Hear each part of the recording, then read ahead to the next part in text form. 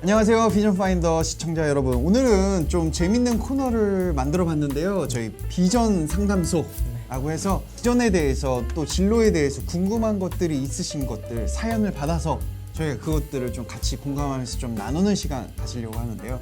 여기에 또 저희 비전 전문가 또 진로 상담 전문가 빠질 수 없죠. 네. 여러분들 기억하실지 모르겠지만 저희 첫 번째 인터뷰 때 게스트로 나오셨던 우리 예인 비전의 최혜인 대표님입니다. 반갑습니다. 네, 반갑습니다. 네. 간단하게 저희 시청자분들께도 인사 부탁드릴게요. 네, 안녕하세요. 저는 하나님의 방법으로 전 세계 청소년 청년들이 꿈을 발견하고 실현하고 지속할 수 있도록 돕고 있는 그런 환경을 만들고 있는 최예인이라고 합니다. 반갑습니다. 네. 저희가 또 이 프로젝트 만들기 위해서 사전에 또 여러 번 만났었죠. 네, 맞습니다. 네. 어떤 식으로 함께 할 수 있을까 고민을 네. 좀 더 많이 하다가 사실 이제 부모님이시잖아요. 제가 그렇죠. 네. 부모님들을 많이 만나면서 부모님들이 자녀의 진로에 대해서 참 고민이 많구나라는 생각을 하게 되었어요. 그래서 그 진로의 고민을 여기서 한번 같이 풀어보면 어떨까? 네, 그 생각으로 시작하게 되었습니다. 꼭 부모님뿐만이 아니고 다양한 세대의 질문들을 좀 같이 상담을 해보려고 해요. 같이 나눠보려고 하는데요. 젊은 친구들도 괜찮고 청년들, 또 실버 세대 분들도 괜찮고. 근데 오늘은 또 특별히 요즘 그 부모님들 대상으로 해서 진로 상담하고 진로 교육 하시잖아요. 네, 맞아요. 네, 그래서 그 부모님들의 고민들을 좀 담아봤습니다. 네, 맞습니다. 한 3가지 정도 되죠? 네, 처음에 저희가 질문을 받은 거는 약 한 40-50개 정도 되는데 그 중에서 한 3가지만 골라서 오늘 한번 나눠보려고 합니다. 그 첫 번째 질문이 미래 행복을 위한 조건은 무엇인가요? 부모님께서 말씀하신 거니까 아마 부모님 자신에 대한 행복보다는 아마 자녀에 대한 행복인 것 같아요, 그죠? 인공지능도 좀 활발하다, 챗 GPT 나오고 바드 직업이 나오고, 없어진다. 맞아요. 네. 직업 없어지고 새로 생기고 이런 상황에서 어떻게 하면 이 아이가 행복하도록 도울 수 있을까? 그 고민이 아마 부모님으로부터는 많이 생길 것 같아요. 네. 일단 제가 봤을 때는 2가지 키워드가 좀 보이거든요. 미래와 행복이라는 키워드가 보여요. 네. 근데 왜 미래일까? 왜 행복일까? 라고 생각을 했을 때 사실 우리가 생애 주기를 봤을 때 어렸을 때 느꼈던 행복과 나이가 들면서 느끼는 행복이 좀 다른 것 같거든요. 네. 혹시 어렸을 때는 언제 좀 행복하셨어요? 어렸을 때 제가 그 10대 때 축구를 했었는데 체육대회 때 결승골을 넣은 적이 있어요. 그때를 잊을 수가 없죠. 너무 행복했죠. 영웅이었죠, 영웅. 네. 혹시 20대, 30대 때는 어떨까요? 20대, 30대, 특히 20대 때는 좀 친구들하고 좀 진지하게 얘기하는 것도 그렇고 같이 막 노는 것도 재밌었고. 맞습니다. 방금 우리 대표님께서 말씀하셨던 것처럼 아마 이 유튜브를 접하고 계시는 분들도 본인들의 나이가 어떻게 되는지는 잘 모르겠지만 아마 나이를 들면 들수록 그 행복에 대한 그 정의와 행복을 느끼는 조건과 순간들이 많이 달라질 것 같아요. 네, 30대 되고 아기 생기고 나서 또 좀 다른 것 같아요. 그렇다는 얘기는 그냥 단순히 행복이라는 게 딱 정해져 있는 게 아니라 생애 주기별로 내 상황과 내 정서와 내 상황에 따라서 완전히 다르게 느껴질 수 있다라는 얘기잖아요. 네. 그러면 행복을 느끼는 조건들이 뭐가 있을까라고 생각을 해본다면 조건이 있어요. 생각해본다면 뭔가 단순한 어떤 즐거움과 기쁨으로의 행복을 생각할 수도 있겠지만 맞아요. 우리 마틴 셀리그먼이라는 어떤 심리학자께서 말씀하신 거는 이제 P, E, R, M, A 이렇게 5가지로 행복에 대해서 설명을 했어요. 네. 이제 그분이 말하는 진정한 행복을 플로리시라고 표현을 하거든요. 네. 플로리시가 이제 번영하다라는 그런 뜻인데 네. 그 플로리시를 하는 조건이 5가지라는 거예요. 첫 번째 P가 긍정적인 정서를 얘기합니다. 그리고 2번째 E가 engagement, 몰입을 이야기하고요. 세 번째 R은 관계, 그리고 M은 meaning, 의미, 그리고 A는 accomplishment라고 해서 성취, 이렇게 총 5가지를 의미한다는 거죠. 그러니까 내 기분이 막 좋다, 막 그래서 행복, 이게 아니라 좀 더 자세하게 들어가면은 다양한 조건들이 있어. 맞아요. 몰입할 때도 행복을 느끼고 누군가의 관계에 맺을 때도 행복을 느끼고 내가 의미 있는 일을 할 때 그리고 성취를 느낄 때 그럴 때도 행복을 느낀다라는 거예요. 그런데 여기서 중요한 점은 그 앞서 말했던 몰입, 관계 이런 등등이 자발성에서 출발해야 행복을 느낀다라는 겁니다. 이 자발성이라는 건 뭔지 아시죠, 여러분? 내가 진짜 몰입하고 싶어서 몰입했을 때 이게 네. 좀 행복을 느끼는 거지, 뭔가 시간에 쫓겨서 누군가가 하라고 해서 강압적인 환경 안에서 몰입을 한다 한들 그 안에서는 행복이 일어나기가 힘들다라는 것이죠. 그러면 내 자녀가 행복을 하려면은 오히려 내가 좀 강압을 한다든지 강요를 한다든지 그래서 뭔가 이루어진다고 해서 행복이 아니라는 거네요. 네, 맞습니다. 그래서 우리가 특별히 아이들과 늘 실랑이를 벌이는 이유가 공부 때문이잖아요. 네. 공부를 할 때 아이들의 행복을 느끼지 못하는 이유가 아마 여기에 있지 않을까 싶어요. 자발적이지 않은 상황 안에서 아무리 공부에 몰입을 한들, 네. 아무리 어떤 공부를 통해서 친구와 관계를 맺는들, 공부를 통해서 의미를 찾는들, 공부에서 성취를 얻는들, 이 안에서의 이 모든 게 자발성, 즉 자기 것이 아니라는 생각 때문에 공부에서 행복을 느끼는 게 참 어렵지 않나, 그런 생각을 하게 됩니다. 근데 여기서 좀 드는 고민이 있어요. 네네. 뭐냐면은 딱 보면 뻔히 이제 공부 안 하면은 좀 이렇게 얘가 사회에서 좀 도태자가 될 것 같고 그 꼴을 어떻게 보냐고요. 그렇죠. 네. 그래서 이렇게 멱살이라도 이렇게 끄집을 잡고 공부라도 하고 뭐 대학이라도 가고 이렇게 하는 게 우리 부모님들 마음 아닙니까? 맞아요. 부모님 마음으로는 이 아이가 공부를 만약에 안 했을 경우에 지금 이 학생의 때 배울 이 학생의 때 공부를 하지 않으면 뭔가 인생이 망가질 것 같은 그런 생각을 하게 되는데요. 여러분, 사실 공부라는 게 유전적 영향이 굉장히 크다고 해요.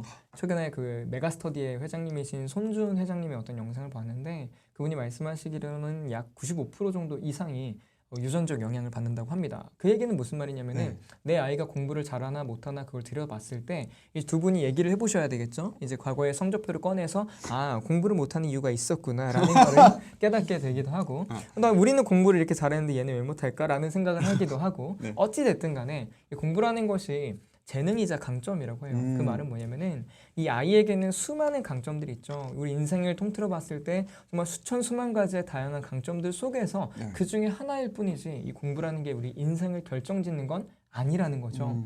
특히나 과거에는 이 공부가 참 중요했어요. 이런 우리나라가 점점 이 성장의 고점을 찍어가는 과정에서는 공부를 하고 열심히 노력을 하면은 그에 합당한 직업과 돈을 얻을 수 있는 사회였는데 지금은 열심히 노력한다고만 해서 돈을 버는 그런 사회는 아니거든요. 이 고유성과 개인의 창의성과 독창성이 더 중요해지는 사회예요. 그렇기 때문에 이 공부만이 답은 아니다. 공부가 아니어도 충분히 행복을 영위할 수 있는 기회가 널려 있다라고 표현을 할 수 있겠습니다. 기술의 발달도 한몫하겠네요. 맞습니다.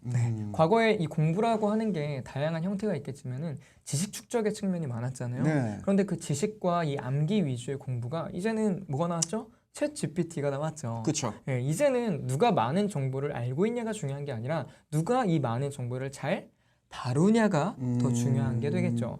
그래서 뭐 챗 GPT에 뭐 질문을 하는 거를 어떻게 잘하는지에 대한 직업도 있잖아요. 프롬프트 엔지니어라고 들었습니다. 또 개발자시니까 그 부분에 대해서 잘 아실 텐데 그렇듯 공부라는 게 꼭 우리 인생에서 행복을 결정짓는 건 아니다라는 생각을 여러분이 해주셨으면 좋겠습니다. 여기서 또 미래, 행복 이렇게 나왔잖아요. 네, 맞습니다.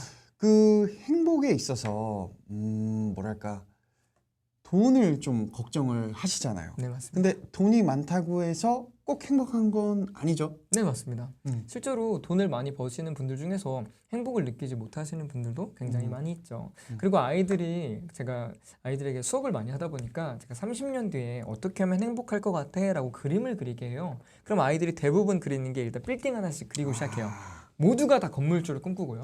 그 다음에 이제 돈이 굉장히 많은 현금 다발을 그리기 시작합니다. 근데 사실 그거를 나쁘다고 보진 않아요. 다만 여기서 중요한 거는 건물주가 되고 돈을 많이 버는 게 행복한 게 아니라 건물주가 되고 돈을 많이 번 다음에 하는 내 행동과 나의 어떤 환경과 내 삶이 그게 우리에게 행복을 가져다 주는 것이지 건물주가 된 그 행위와 결과물이 나에게 행복을 주는 건 아니라는 거죠. 근데 아이들이 많은 착각을 하고 있는 겁니다. 돈을 많이 벌어 행복하다.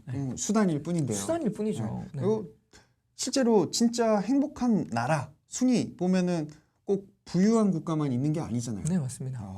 그리고 그 행복을 느끼는 것도 물론 돈을 많이 벌 때 행복을 느끼기도 한데요. 그런데 그 이상이 넘어가게 되면은 오히려 너무 과해서 행복을 오히려 못 느끼고 또 여러분도 아시다시피 시간이 많으면 돈을 참 못 벌고 돈을 많이 벌게 되면 시간이 많이 없고 그런 상황 속에서 돈을 많이 번다는 얘기는 내가 행복을 느낄 시간조차도 다 맞네요. 뺏겨버릴 수도 네. 있다라는 거죠. 네. 어떻게 보면 여러분이 누리고 있는 행복이 우리의 아버지의 어떤 희생으로 혹은 어머니의 희생으로 발생된 것일 수도 있고요. 돈을 많이 벌었지만 우리 가족이 풍족하지만 아버지와 아이들이 시간을 보낼 그런 환경이 안 된다고 한다면 아이들이 과연 그 안에서 마냥 행복하기만 할까라고 우리가 생각을 해볼 수가 있겠죠. 물론 이제 일정 수준을 그쵸. 버는 거는 해야죠. 뭐 먹고 해야죠. 살고 굶어 네네. 죽지는 않아야 되지만 그럼요. 그런 게 가족과 보내는 모든 시간을 뺏을 만큼 노력을 해야지만 할 수 있는 그런 사회는 아니다. 맞습니다. 네. 그러면 행복에 대해서 알겠는데 미래가 네네. 나왔잖아요. 네네. 그럼 뭐 미래에만 행복한 건가요? 아니면은 지금 행복을 좀 포기해야 되는 건가요? 네, 그렇죠. 이제 그거에 대해서도 네. 그 뭐 정의란 무엇인가 마이클 샌드 교수님 뭐 이런 분들 중에서 행복에 대해서 강의하신 분이 계세요. 네. 그 아까 말씀드렸던 마틴 셀리그만이 아마 이 교수님의 영향을 많이 받았다라고 하는데 이분이 이제 행복에 대해서 이야기를 하십니다. 그분이 누구냐면은 탈 벤 샤흐르 교수님이라고 네. 하버드 대학교의 교수님이세요. 근데 그분이 말씀하시기로는 이제 오늘의 행복이 더 중요하다라고 이야기를 하시는 거죠. 미래의 행복을 꿈꾸기보다 오늘 행복하지 못하면 그 미래의 행복을 영위하는 게 굉장히 어렵다라는 말씀을 하시는 거예요.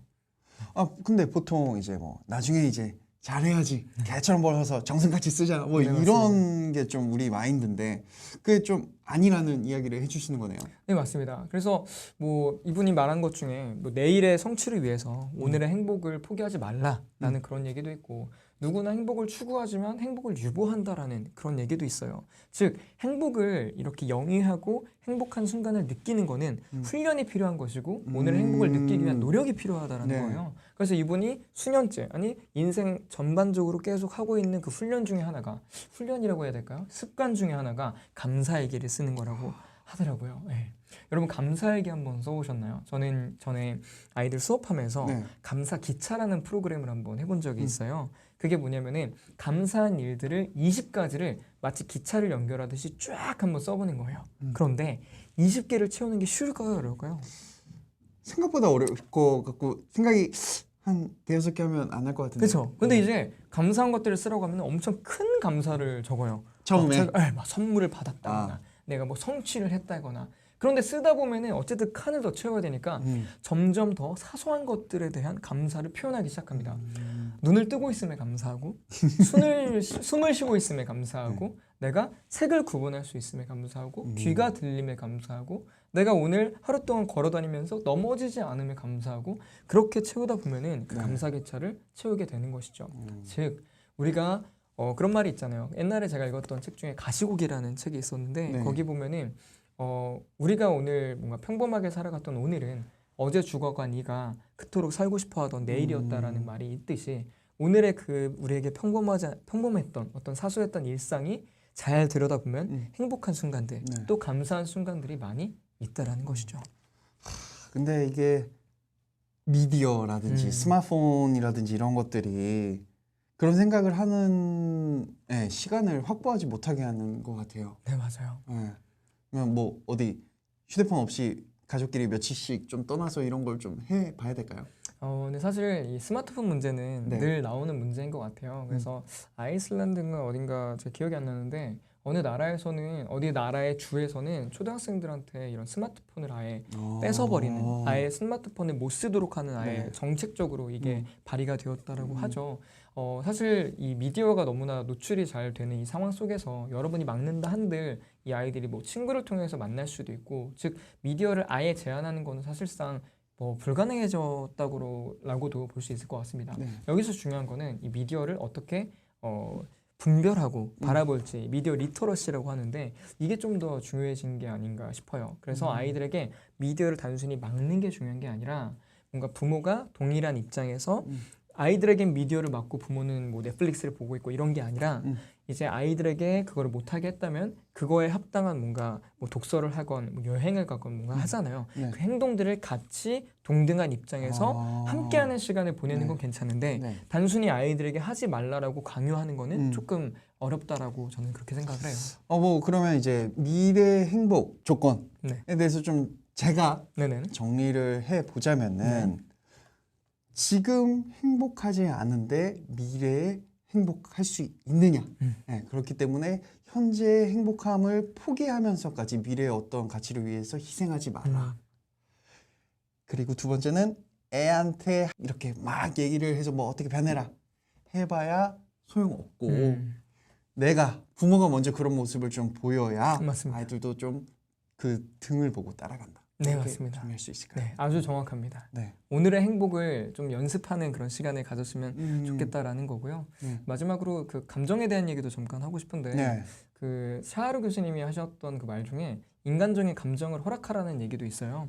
이제 아이들의 행복을 생각한다 그러고 오늘의 행복이 중요하다라는 그런 어떤 빌미 아래 아이들에게 행복만 요구하는 거는 이것 또한 말이 안 된다라는 거예요. 네. 부모님도 그렇잖아요. 기분 좋은 때가 있다면 힘들고 낙심한 때가 있고 부부끼리 행복한 때가 있다면 다툴 때도 있는 거잖아요. 있죠, 있죠. 이거는 인간으로서 어떻게 보면은 참 정상적인 거죠. 우리가 심장 박동을 딱 보면은 내려갔다가 올라갔다가 이게 반복이 되니까 사람이 살아있다고 느끼듯 우리 인생에서도 어떤 부정적인 감정이 느껴질 때 긍정적인 감정이 느껴질 때 이게 반복이 되는 게 네. 인생인 거예요. 그래서 우리에게 느껴지는 이 작고 사소한 감정들 안에서 크고 작은 어떤 긍정적인 부정적인 수많은 감정들을 있는 그대로 허락하고 그거를 좀 음미하고 인정하는 그런 시간 또한 중요한 게 아닌가 생각을 합니다. 마냥 행복할 수는 없다라는 것도 기억해 주시면 감사하겠습니다. 계속 행복하면 그좀 이상한 사람. 그거는 약간 마음에 병이 있는 사람이죠. 조증이죠, 조증.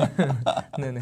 네. 그래서 그거를 숨기지 말고 또 이렇게 서로 허락해서 표현하라. 네. 말씀 가끔씩 주셨습니다. 아이들이 뭐 힘들거나 우울해할 때 그 네. 우울한 것에 대해서 빠르게 뭔가 기분 좋게 하려고 하기보다는 그 우울한 힘듦을 같이 공유하고 공감해 주시면 좋겠다라는 것이죠. 네. 네.